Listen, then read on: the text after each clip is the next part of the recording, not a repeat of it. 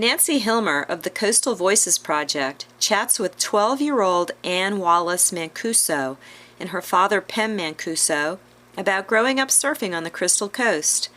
This interview was recorded April 30th, 2015 as part of the Smithsonian Institute's Hometown Teams exhibit at the Core Sound Waterfowl Museum on Harkers Island. So were the waves your best teacher or your brothers or? I'd go out with my brothers. I guess it was the waves more because my brothers, since I've gotten older and after I started to try to get back into the water, they'd help me more. Especially Ruffin, he'd help me a lot more. But it was mostly the waves, especially when I was little, because I just kind of learned how to turn gradually. You pay attention to animals and things out there? I remember a couple of times where I've seen sharks, but it wasn't that bad. We were all out. It's actually all been at Oceana, the only times I've seen sharks. And we were all out in a big group, and then it was one of my brother's friends, and he just yelled, "Shark!" I think it was like a tiger shark in the middle of all of us, and my dad pushed me in, and I made it to the beach, and we were all fine. And then Ruffin and I were just playing around, riding the shore break, and he pushed me in, and two baby black tips were riding beside me the whole way in.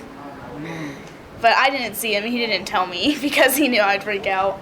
I mean, they're there, but you don't see them a lot. You just kind of pay attention to the wave. You think about it a lot more before you get in the water, but then you get in the water and you're just so pumped to be surfing and just out with your friends and family, riding waves. It's really fun.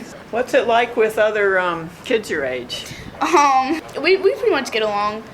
Mostly the boys. A lot of the girls are older that surf. They're not a lot of, or they're either really young that surf. But the Weaver kids, oh my gosh. I surf with them. They're hardcore surfers. They're all crazy. It's about maybe 4 of them. And they're all these just little blonde, tan little things running around. And they surf against me.